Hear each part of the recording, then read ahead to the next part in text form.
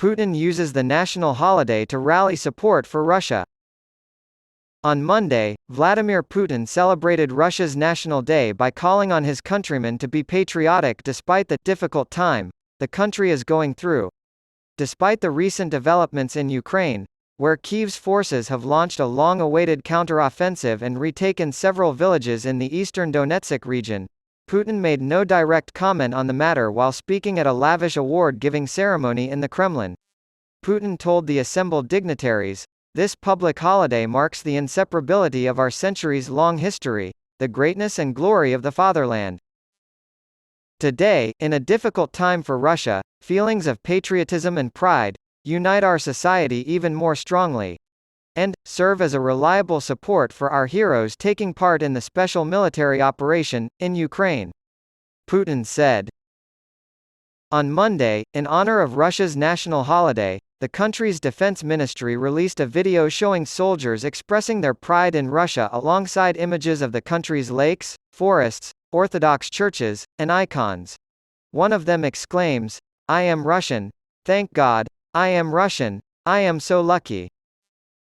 Someone else puts it this way: "Russia is like a fortress above the abyss. It has stood and will stand."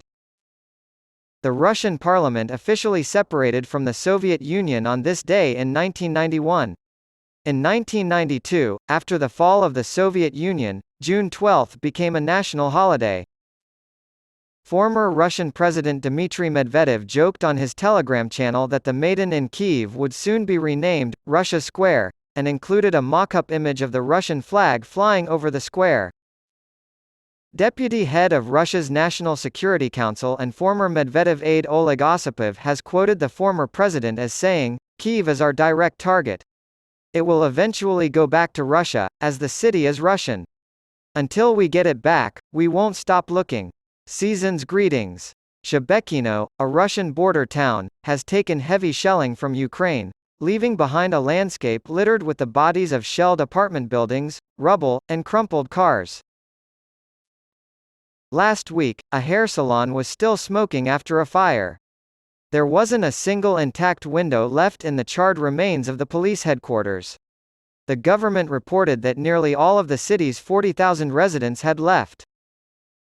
The need for insulin has become critical.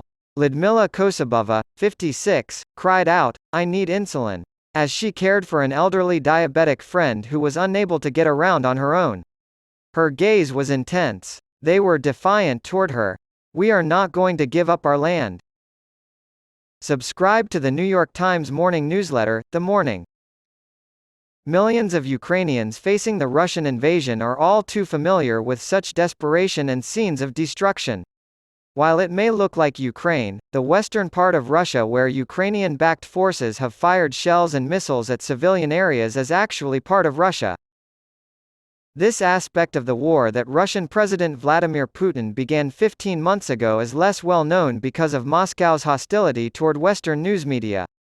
More than a dozen civilians have been killed and tens of thousands of people have been forced into Belgorod, the capital of a region whose fertile soil and well-kept streets earned it the nickname, Little Switzerland. After days of shelling, Shebekino has become a ghost town. Maybe 1,000 people still live there. One lonely man joined them last week to clean up the twisted metal on the sidewalk. The attacks from Ukraine may have had some minor effect, but they have not changed anything fundamental, including support for Putin, Russian resolve in his war, or the pain of the conflict for ordinary Russians. Putin has benefited from the Russian people's passive acceptance of a century of disasters and oppression. He still has the backing of a population that has been terrified by his increasingly repressive 23-year rule as plans for a much-touted Ukrainian counteroffensive take shape. Putin of Russia lauds Berlusconi as a "dear wise friend." In a tribute to the former Italian Prime Minister, Silvio Berlusconi, who passed away on Monday at the age of 86, Russian President Vladimir Putin praised Berlusconi as a close friend and an exceptional politician. "To me, Silvio was a special friend and a kind soul," Putin said in a condolence message. "I have always sincerely admired his wisdom, his ability to make balanced, far-sighted decisions even in the most difficult situations."